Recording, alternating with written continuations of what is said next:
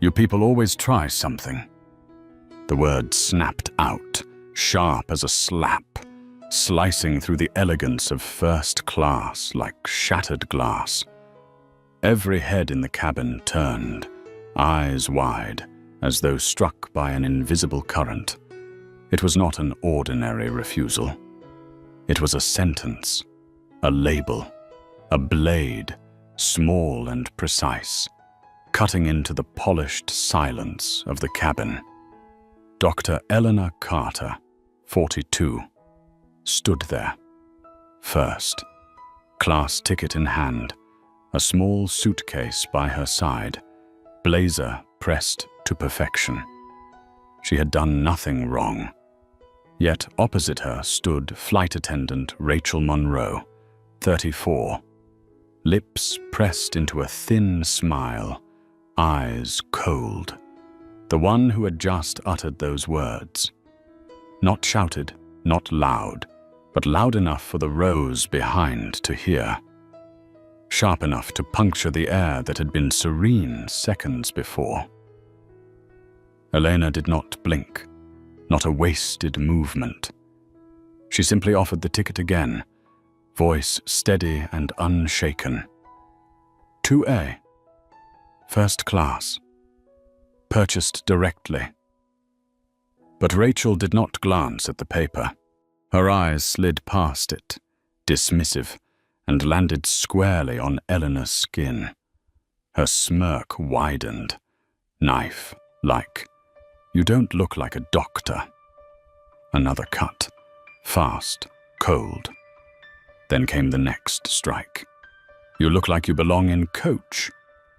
The polished leather seats gleamed under soft lights. Champagne flutes shimmered with golden bubbles, yet the entire cabin froze. A few heads swiveled. A phone screen lit up. Whispers rose. Who does she think she is? In seat 3A, Sophie Lane, 27, blonde hair tousled around her Kindle, pretended to read. But her hands trembled. Each flick of the page rushed. She heard. She knew it was wrong. But her lips stayed shut. Silence, she thought, was safer. In seat 4B, James Holloway, 55, a retired firefighter, sat upright, eyes fixed forward.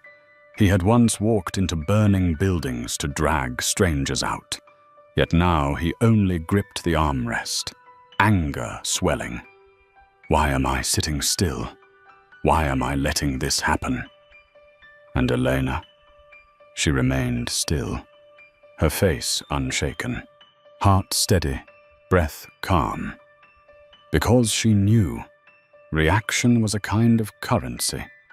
Spend it, and her worth could be bargained down. She chose differently. Silence. A silence long enough to let the truth reveal itself. Rachel, meanwhile, believed she had seized control. To her, this was just a difficult passenger, a nuisance to sweep away. Her smirk sharpened, half-mouthed, as if victory was certain. She did not know that in this very moment, she was planting the seed of a storm that would rip open the quiet skies of her airline. From seat 1C, Thomas Blake, 51, leaned toward his neighbor and whispered, "Watch. She's going to pull the discrimination card any second now." He chuckled, lifting his phone. The title he typed, Flight Fraud in Real Time. A murmur spread. Whispers. Cameras lifted. The event was no longer private. It became theater, where passengers chose their roles, the accuser, the mocker, and the silent majority. The cabin, once discreet and refined, transformed into a courtroom where Elena was forced before an invisible bench. But she did not plead. She did not argue. She sat down in seat 2A, her seat, and placed the ticket neatly on the tray table. Her hands moved lightly, but her eyes gleamed with quiet defiance. "I will not only sit down, I will rise by refusing to move." A ripple stirred through the cabin. They thought they had seen it all. A woman of color, questioned, surely flustered, surely angry, surely loud. But Elena refused the familiar script. She rewrote it, with composure, with an unyielding gaze that forced the aggressor to recoil. And that was the beginning. The beginning of one of the costliest scandals in the history of the airline. The beginning of a lesson that would redefine how people viewed power and silence. Eleanor Carter sat tall. The cabin was silent, but in that silence, a voice had already begun to thunder. The voice of a storm waiting to break. The whispers in the cabin grew louder, spreading from seat to seat like a small but relentless disturbance. Someone chuckled, someone sneered, and several phones had already begun recording in secret. The air was heavy, as if every passenger had silently delivered a verdict. Elena sat in 2A, posture upright, shoulders relaxed. Her hands rested lightly on the armrests, as if nothing unusual had happened. But inside, fragments of memory flashed, moments of suspicion, piercing stares, words of denial she had grown accustomed to, but that had never stopped hurting. She swallowed it all down, keeping her face composed with absolute calm. No one knew. She had already acted. With just 3 short text messages.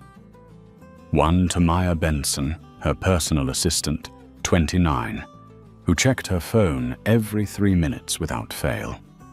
One to Jonathan Reed, her senior attorney, 48, a man who never missed the chance to file a record from the very first second. And one to the contact saved under a cold, simple name, Board Chair, Private. Those messages were concise, without a single wasted word. Just coordinates, flight number, and 2 words, incident started. The phone slipped back into her jacket pocket. Nothing more was needed. The game had already begun. Rachel stood by the cabin door, her lips still curled in a forced smile, eyes scanning as though searching for an audience. And she found one on the screen of her own phone. With a practiced flick, Rachel opened a live stream app. The camera came alive. "Hey fam," her voice rang out, smug and lilting. "You won't believe what's going on today." The lens angled toward Eleanor. No names, no direct accusations, but enough of a hint. A passenger out of place. Viewers poured in. 100, 500, 1,200. The counter leapt like a rising tide. Rachel smirked, catching sight of the comments flooding in. She's probably sneaking in. That bag looks fake, always playing the victim. In seat 1C, Thomas Blake, the middle-aged man, joined the spectacle.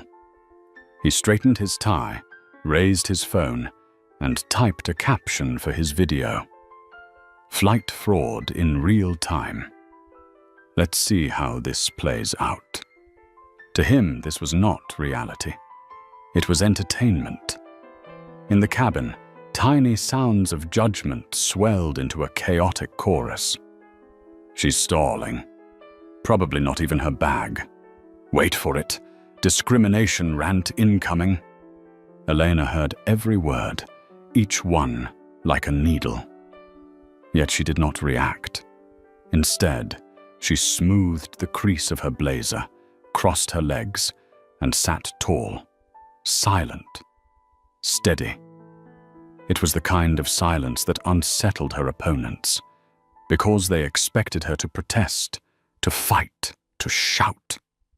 They had already prepared the script for the angry woman of color. But Elena refused to play the role.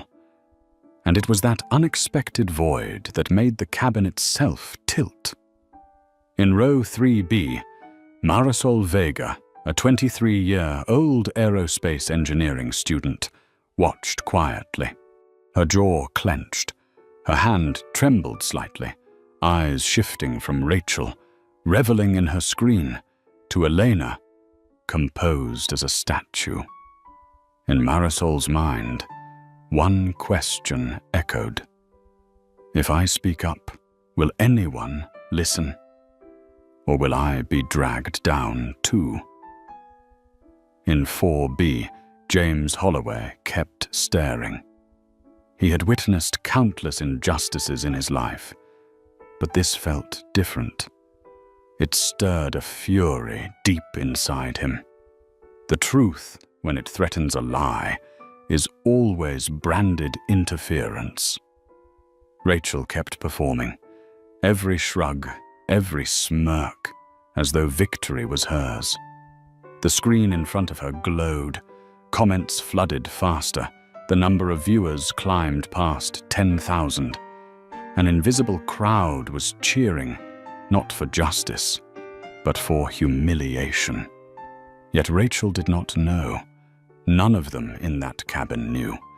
Elena Carter did not need to justify herself. She only needed time, because the truth was already in motion, in emails, in texts, in the boardroom hundreds of miles away. The cabin was no longer a cabin. It had become a courtroom. Every passenger, every online viewer, every silent gaze, they had already chosen a side. And Elena's silence, mistaken for weakness, resounded like a hidden drumbeat, heralding a storm about to break. The whispers were no longer whispers. They swelled, bouncing from row to row, like the rumble of engines in turbulence.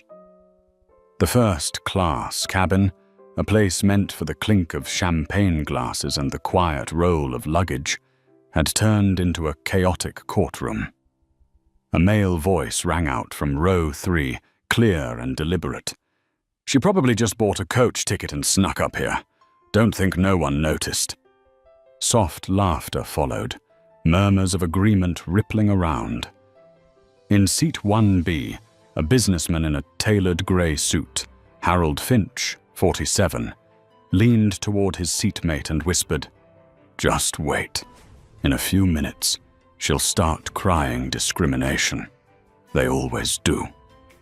He lowered his voice, but loud enough for 4 rows around to hear.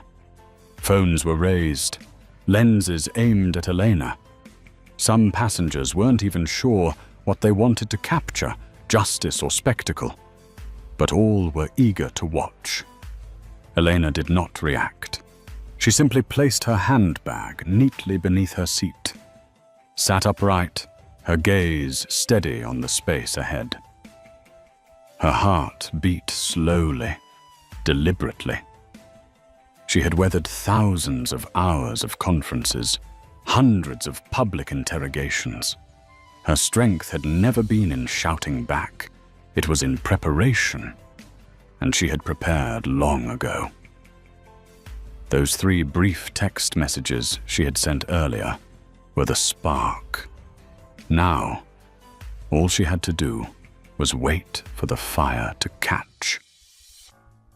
In 3A, Sophie Lane, the young woman with the Kindle, stayed silent. She had seen everything.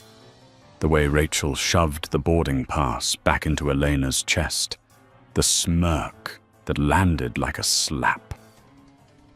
Sophie's fingers clutched the Kindle so tightly, her knuckles turned white. She wanted to speak up, but a fleeting glance from another passenger, eyes sharp with suspicion, a warning, froze her throat. "If I say something, they'll turn on me. I'm not strong enough. Across the aisle, in 4B, James Holloway shifted in his seat.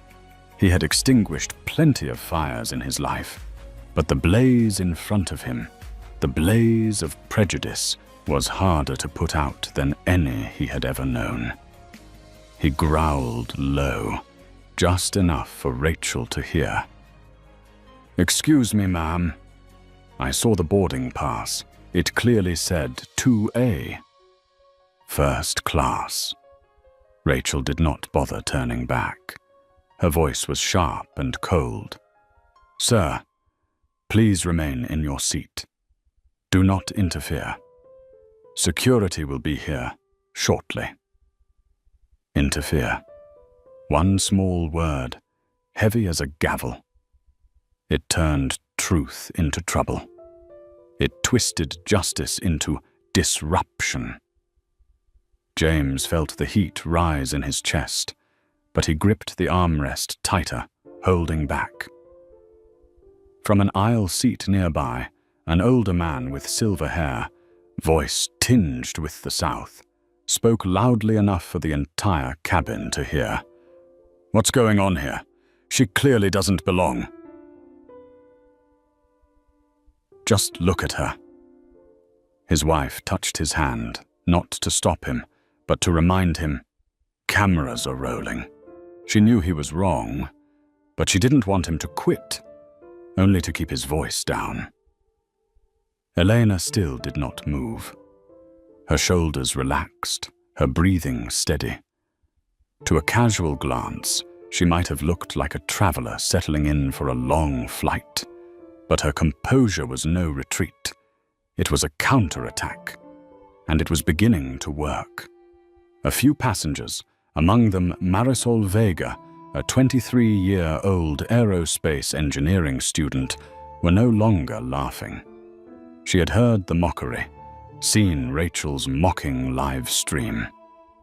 Her heart raced, not with fear, but with the realization that she was witnessing something bigger than a seat dispute. She knew the name Elena Carter. She had read Elena's research on jet engine technology. But her mind wavered. Could it really be her? Up front, Rachel was still consumed by her screen. Online viewers had surged past 12,000. Comments rolled in like a tide. "She's lying. That's not even her bag. Cue the lawsuit." Elena heard it all, but she knew reaction was a weapon, and she would not let anyone take it from her. In the cabin, lines were drawn. Supporters stayed silent. Detractors grew louder. Spectators reveled. This was no longer a space for travel. It had become a courtroom where justice, prejudice, and truth were bartered in front of thousands of unseen witnesses. Elena sat there and waited. The pounding of footsteps echoed down the narrow aisle. Thud, thud, thud. Each strike reverberated like a hammer blow against the eardrums of the passengers. The air inside the cabin thickened, tightening as if someone had just locked the doors of an invisible courtroom. Two figures appeared. Grant Daniels, 44, tall and broad, his face clean, cut, his eyes carrying the cold precision of a man long accustomed to authority. Behind him, Ethan Miller, 39, younger but tense, the outline of a bulletproof vest swelling beneath his uniform. They entered the cabin not like attendants addressing a seating issue, but like officers walking into an arrest. Rachel straightened her posture immediately, her half-smile flashing as though she had rehearsed it. Her voice rang out, loud and sharp. "Here, this is her. This passenger has refused to vacate her seat, attempting to sit in first class without a valid ticket. I've asked multiple times, and she has refused to comply. the passengers murmured. Phones rose higher. The number on Rachel's live stream spiked again. Over 15,000 were now watching live. Daniels fixed his cold gaze on Eleanor. He wasn't seeing a passenger. He was seeing a target. "Ma'am," he said in a clipped tone, "I need you to stand up and step off this plane until we clear this up." The cabin held its breath. Every eye was trained on the woman in seat 2A. Elena looked up. Her eyes were calm, still as glass, her voice even, neither raised nor lowered. "I am sitting in the seat I purchased, seat 2A, first class." Daniels pressed, his tone hardening. "Do you have proof?" Without the slightest hurry, Elena opened her bag. All eyes followed every movement, many expecting to see hesitation or nervous hands. Instead, she removed a wallet, pulled out a card, and placed it neatly on the tray table. Sleek, heavy, the black sheen unmistakable. An American Express Centurion. The card that most people only ever heard about in rumors. Then, sliding out from the wallet, a silver-edged business card caught the light. Dr. Eleanor Carter, founder and CEO, Nova Aerospace Systems. The silence was immediate, absolute. Rachel's lip curled, her voice dropping low but sharp enough for nearby Rose to hear. "Anyone can print a business card." Elena tilted her head slightly, her gaze slicing like a blade. "And anyone can disgrace themselves. That much is obvious." Whispers shifted. A few glances turned, not at Elena, but at Rachel. Still, Daniels held firm, his voice rigid. "Dr. Takata, I need you to step off the aircraft until this matter is resolved." This time, Elena didn't answer right away. She lifted her phone, tapped once. No one heard the content, only saw the glow of the screen, and then its sudden darkening. A signal sent, a door opening somewhere far away. A move played on the board. She raised her eyes, her tone calm, steady, yet weighted like iron. "I advise you to call the captain. Immediately. You are about to make a mistake that will cost you dearly." It wasn't a threat. It was a warning. The kind that comes from someone used to signing contracts with 7 zeros. Someone who had negotiated with governments. Someone who knew the exact value of silence. Daniels hesitated. Rachel frowned. A subtle shift in power, intangible but undeniable, began threading its way through the cabin. In 3B, Marisol Vega's mouth fell open, her heart hammering. She recognized the name on the card. She remembered reading Elena's keynote at the Aerospace Summit. It was really her. And if it was, then this airline had just lit the fuse to a disaster. In 4B, James Holloway clenched his fist, a quiet satisfaction rising in his chest. Finally. This was the moment the tide would turn. The cockpit door opened with a faint click. Light spilled into the cabin. A figure stepped out, tall, silver, haired, a presence both calm and commanding. Captain Richard Hayes, 58, a veteran of hundreds of transatlantic flights, emerged with the poise of a general entering the battlefield. The cabin froze. The live stream kept rolling. The cameras kept capturing. But everything had just shifted. The cockpit door closed behind him, and the presence of Captain Richard Hayes filled the cabin like an unspoken command for silence. The 58-year-old man stood tall, broad-shouldered, his silver hair cut neatly, his eyes seasoned by thousands of storms in the skies. He did not need to raise his voice or tap his authority, yet the entire cabin froze as he stepped forward. What exactly is happening here?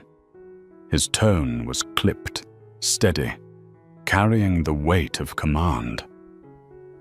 Rachel straightened immediately, her phone still running a live stream, but lowered halfway out of sight. Her voice rang out with confidence. "Captain, this passenger is in the wrong seat. I've asked her multiple times, but she refused to comply. She clearly doesn't belong in first class."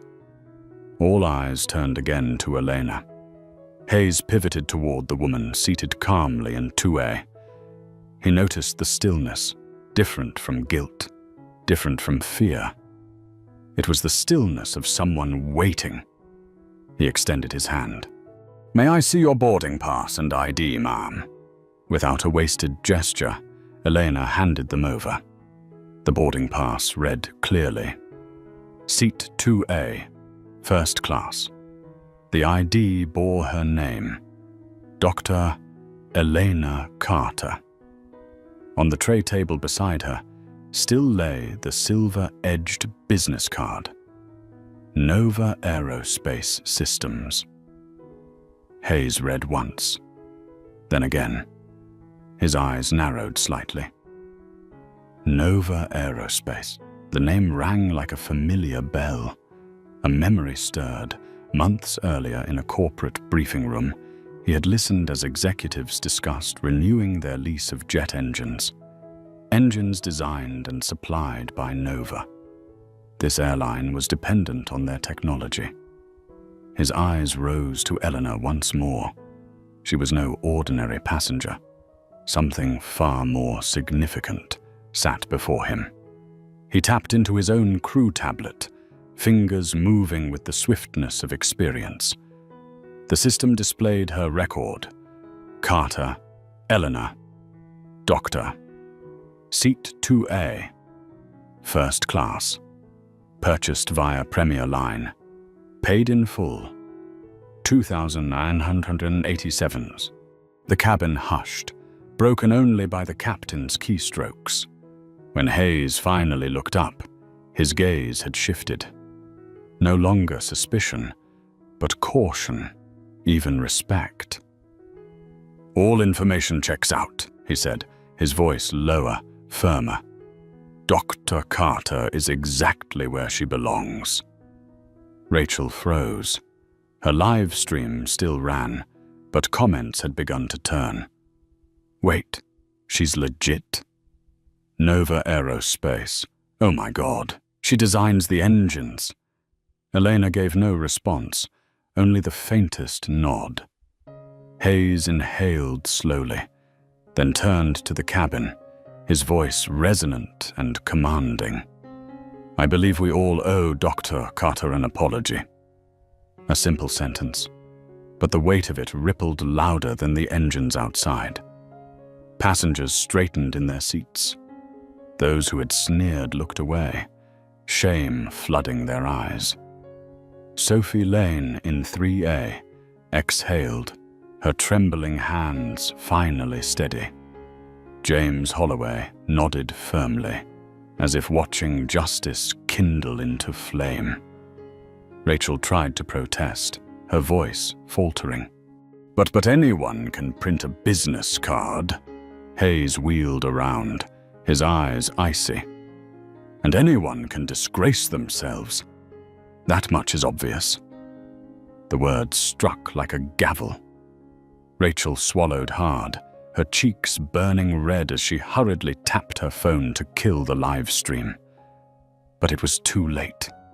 What needed to spread had already spread. Elena remained composed, her gaze serene. In that silence, she reclaimed not only her seat, but the upper hand. And she knew this was only the beginning. Nova Aerospace was merely the surface, She still carried another card in her coat pocket, one with far greater force. A few passengers snapped photos, posting them instantly. Twitter feeds began filling with tags. Eleanor Carter, Nova, Aerospace. The story was already escaping the confines of the plane. After a moment's thought, Captain Hayes folded his tablet and inclined his head subtly toward Elena, a quiet gesture of respect. He understood that this moment had already transcended the boundaries of a single flight. The cabin, which had just been a courtroom, had now become the stage for truth. Inside the cabin, silence fell heavy, like a velvet curtain closing at the end of a play. But outside, in the world of millions of scrolling thumbs, a storm was gathering. Thomas Blake's phone in seat 1C buzzed violently. He had just uploaded a video with a mocking caption, "Passenger refuses to leave first class." Typical. But within minutes, the comments shifted tone. Wait, is that a Centurion card? Nova Aerospace? She's the CEO. Buddy, you just filmed the woman who owns the engines you're flying on. Thomas stared at his screen, sweat dampening the back of his neck. The video he thought would spark laughter was already turning into evidence against him. In just 10 minutes, it had been shared nearly 500 times, and the trend was only accelerating. In seat 3B, Marisol Vega scrolled with trembling hands.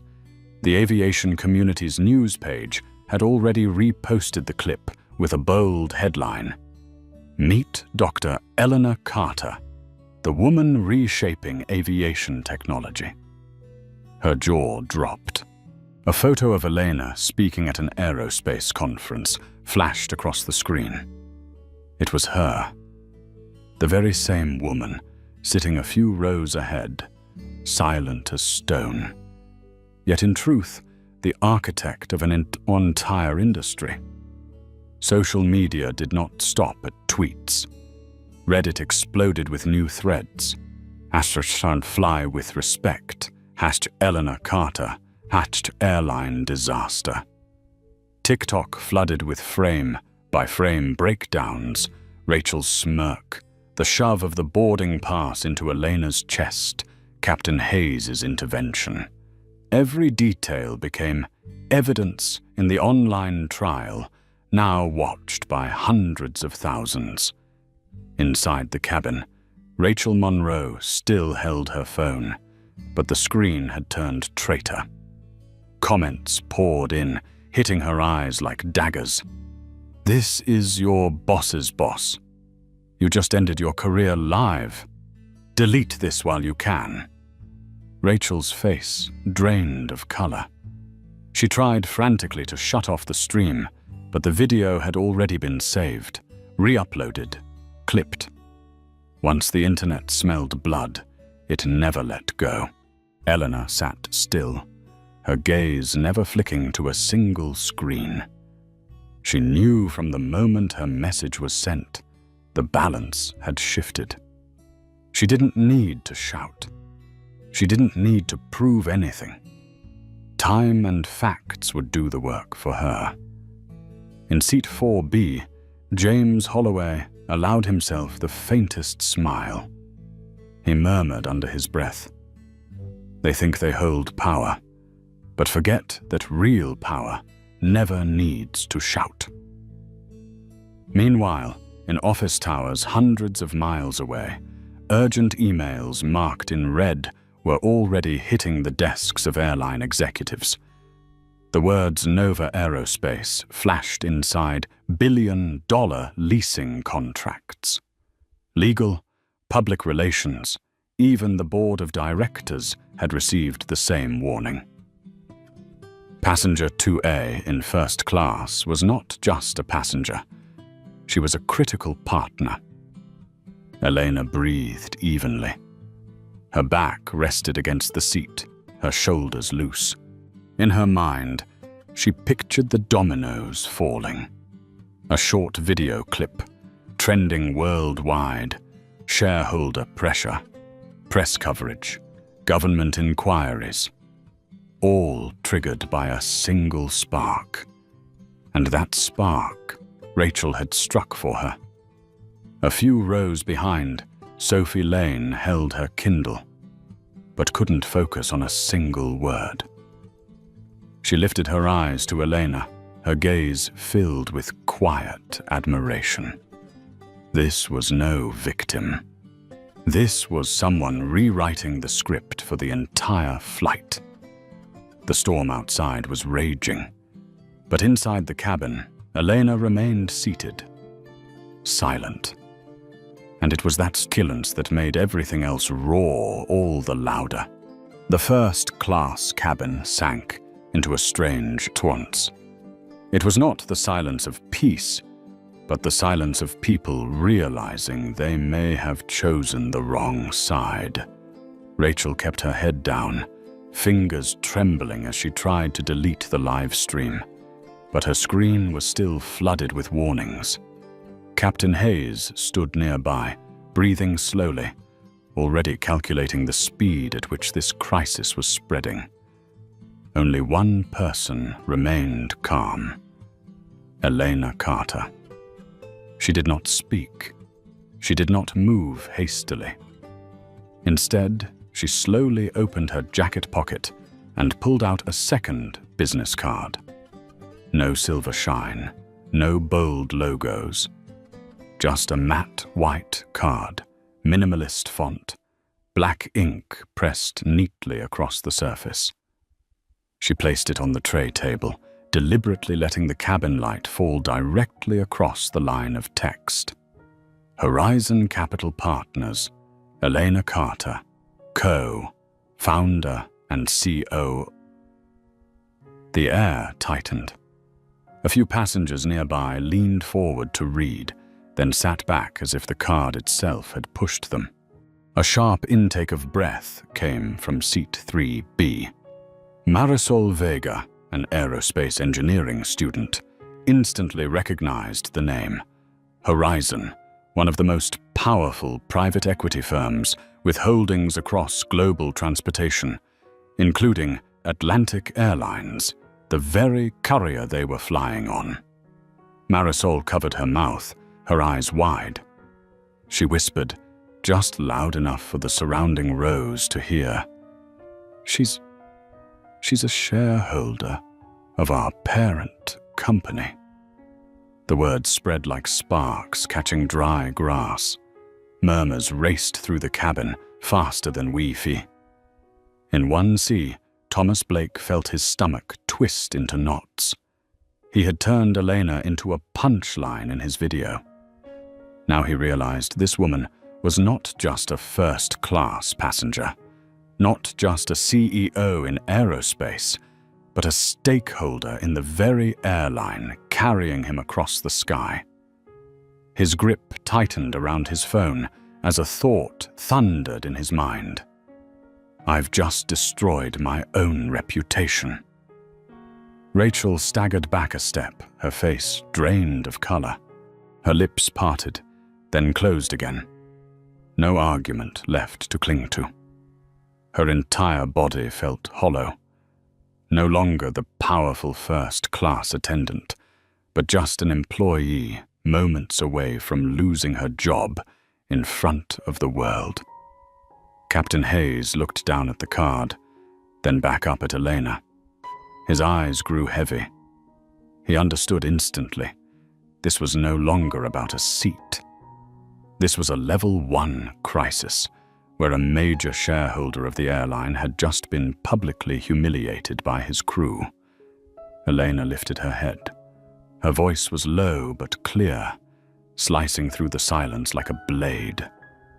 I suggest you notify the highest authority in the company. Not the gate manager, not the flight supervisor. Someone who understands just how severe this relationship truly is. The words were measured, but the impact rattled the cabin like turbulence. In 4B, James Holloway nodded to himself, his chest swelling. This is it. This is the turning point. That silence wasn't weakness. It was a weapon. Phones buzzed throughout the cabin, news alerts, trending hashtags. On Twitter, a financial analyst had already posted, Horizon Capital currently holds 12% of Atlantic Airlines. CEO and shareholder Eleanor Carter was just denied her first-class seat on the very airline she partially owns. #airline crisis. Comments poured in. This isn't just a PR disaster. This is corporate suicide.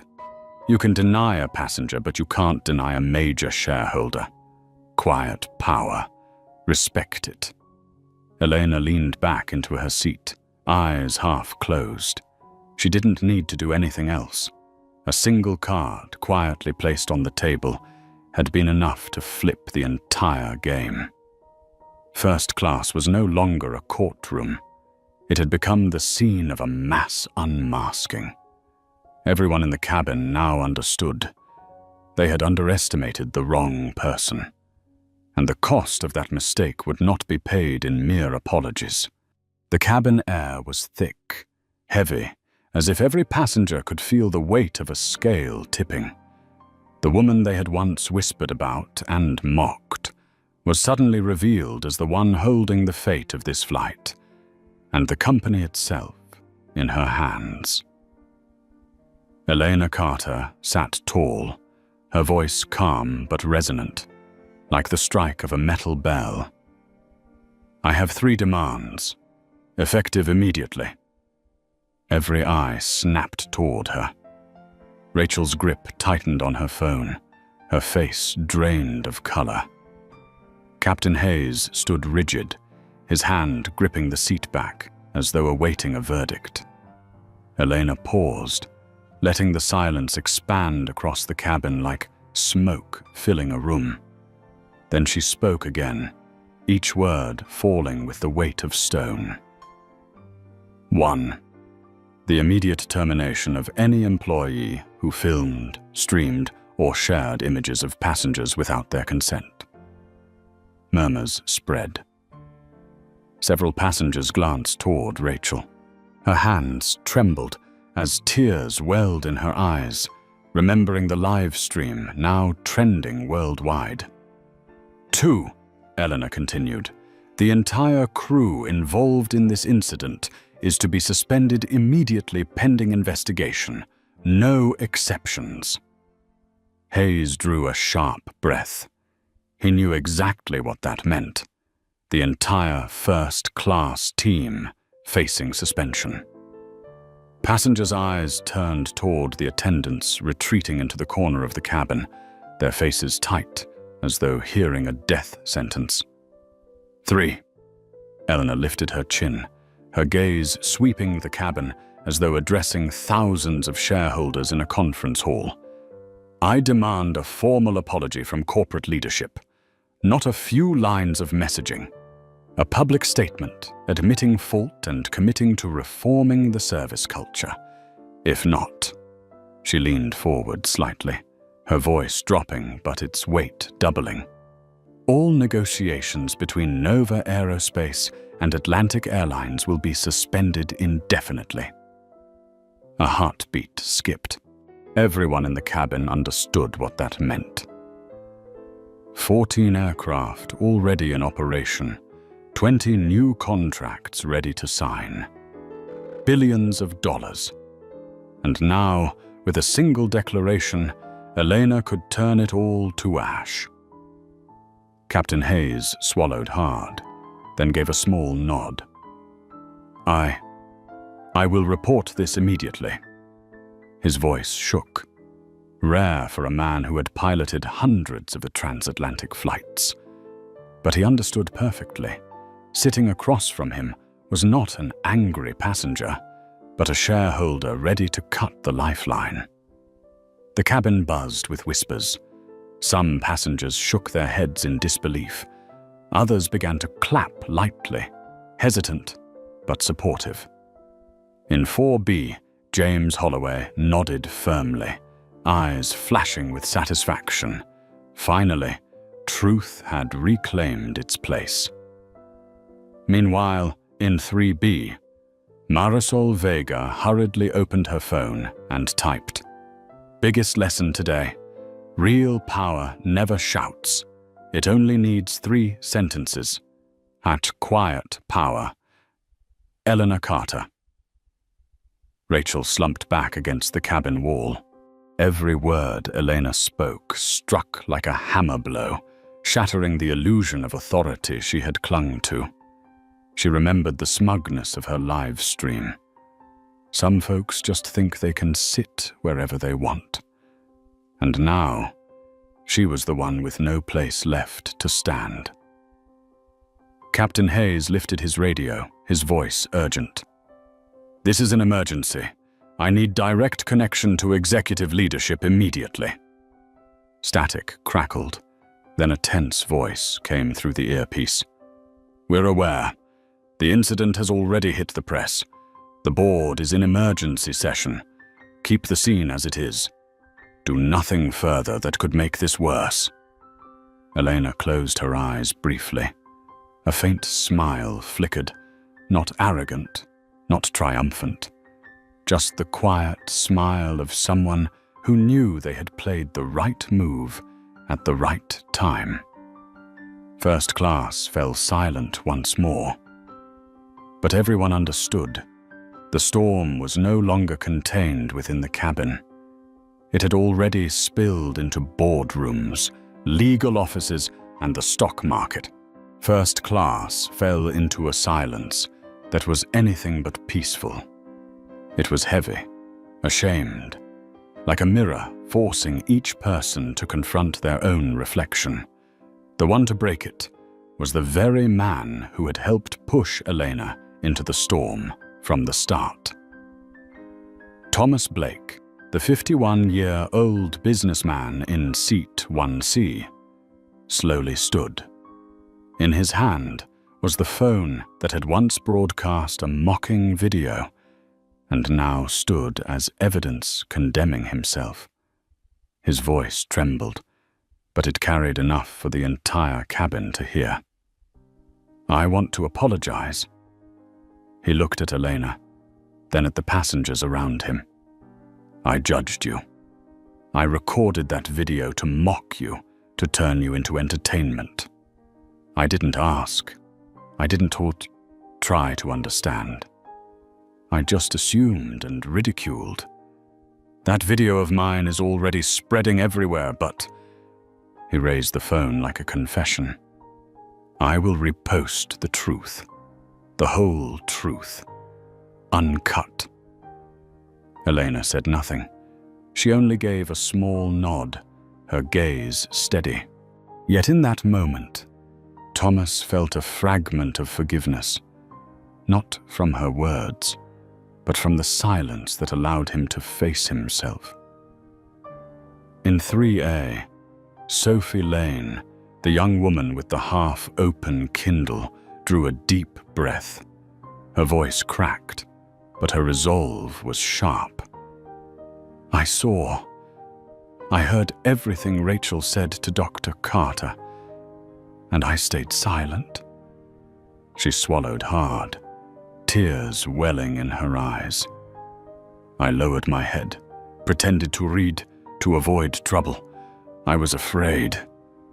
But the truth is, I was a coward. And I know I have to admit that." Whispers rippled through the cabin. Some nodded. Some lifted their eyes from their screens and turned toward Eleanor. In 4B, James Holloway, the former firefighter, leaned forward, his voice steady and warm. "Admitting fault matters. A lot of people never do it. You're braver than you think." Sophie blinked, exhaling as though shedding a weight. Marisol Vega, 23 in 3B, had stayed quiet until now. But then she opened her own live stream, pointed the camera toward Elena, and whispered to her audience in both English and Spanish. Look closely. This isn't just a CEO. This is a living lesson. A woman showing us that true power never needs to shout. Within minutes, her viewer count doubled. From seat 2D, a silver-haired woman, who earlier had sided with her husband's dismissive remark, suddenly placed her trembling hand over his. She lifted her gaze toward Elena, her voice raspy. I am guilty too. I nodded when my husband said, "She doesn't belong here." I let prejudice guide me, and I treated it as normal. Her voice broke, then spilled into sobs. But no, none of this is normal. I was part of the problem. The word sent a shudder through the cabin. This was no longer just scattered apologies, it was a collective confession. Elena raised her head. Her voice was low, yet it rang like a bronze bell. Change does not begin when someone is caught. Change begins when we choose to face what we've ignored. The cabin exhaled together, as though everyone had set down a mask they had carried too long. In that moment, seat 2A was no longer simply Elena Carter's place. It had become a podium, and the entire first-class cabin, the same people who had laughed, filmed, judged, had suddenly become students of a lesson in courage and accountability. The confessions, the nods, the lowered eyes. It was as if the first-class cabin had been cleansed. But Elena Carter did not stop at reflection. She knew apologies were necessary, yet they only patched a crack. The real fractures ran deep within the structure of the entire system. Elena sat upright, her hand resting lightly on a slim tablet. The screen glowed, revealing files prepared long before. She lifted her head, her voice steady, sharp. I am not interested in personal compensation. I do not want a private letter of apology. I want systemic change, and I have the plan right here. Captain Hayes spun around, his eyes wide. A few passengers stirred in surprise. Marisol Vega quickly lifted her phone, recording every second. Elena swiped the screen, each bullet point appearing in bold clarity.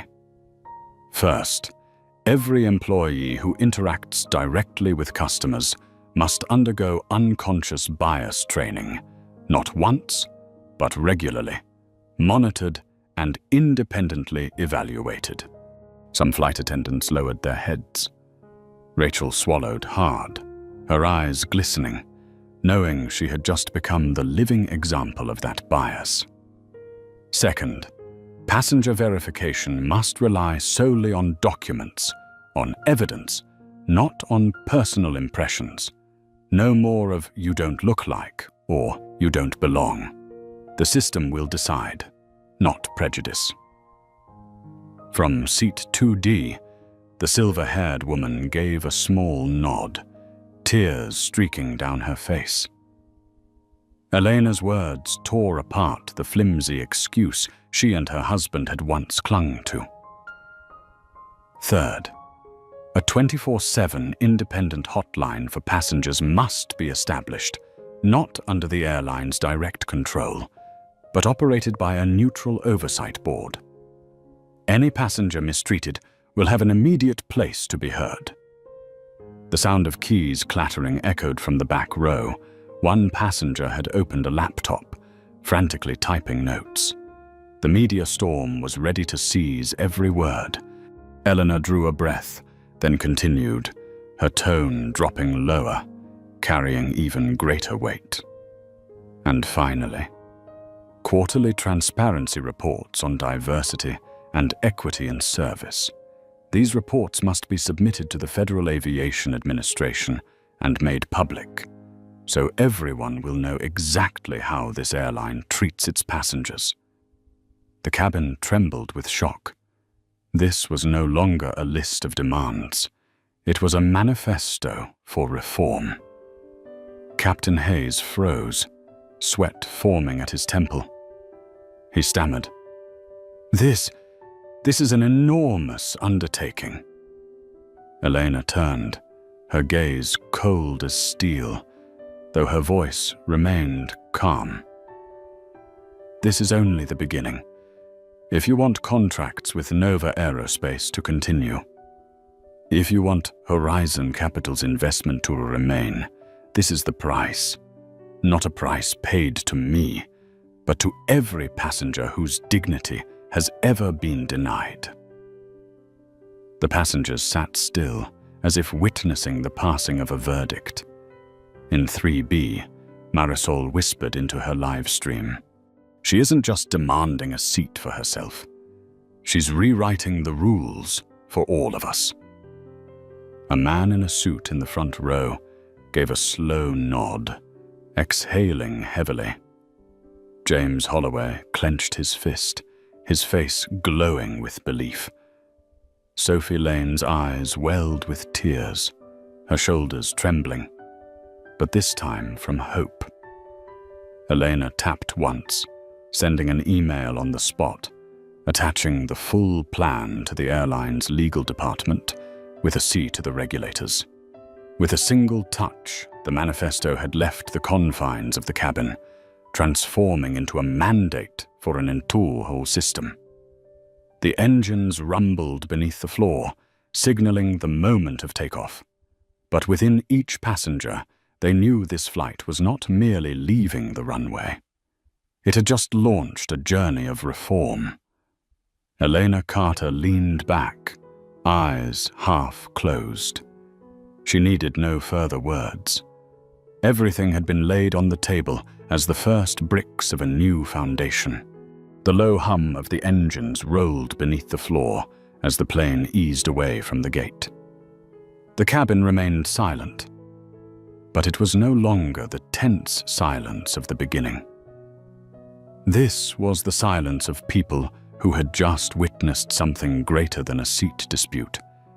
They had witnessed the birth of a new standard. Elena Carter sat upright in seat 2A. Not in defiance, but in the presence of someone who had affirmed her right to exist by holding fast in absolute silence. She did not shout. She did not rage. She did not wield her title as a weapon. It was all calm, preparation, and timing. In the minds of many passengers, the comparison rang clear. Loud power needs microphones, cameras, raised voices to be heard.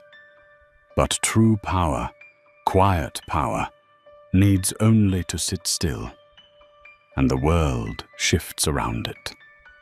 In seat 3A, Sophie Lane closed her Kindle. Her hands no longer shook. Instead, a strange determination filled her. Next time she saw injustice, she would not stay silent. She swore it to herself, knowing it was a debt she owed to today's lesson. In 3B, Marisol Vega kept her live stream running. But this time, she did not whisper. Her voice was firm, steady. "We just witnessed Quilance turn into a weapon." Elena Carter defended not just her own rights, but the rights of anyone who has ever been dismissed. This is history, Hackshirt's quiet power. Comments flooded in. Inspiring. She's a legend. Never underestimate again. In 4B, James Holloway leaned back with a faint smile. He had put out countless fires in his life, but today he had seen a fire of a different kind, the fire of truth, ignite on its own, untouchable. Captain Hayes still stood nearby. He looked at Elena one last time before returning to the cockpit. In his eyes was a rare respect, not born of rank or uniform, but of having witnessed a woman force an entire system to bow with only a few sentences. Rachel Monroe stood tucked into the corner of the cabin, clutching the phone she had finally switched off. The termination notice had not yet appeared on her screen, but she knew it was coming. Her face was vacant.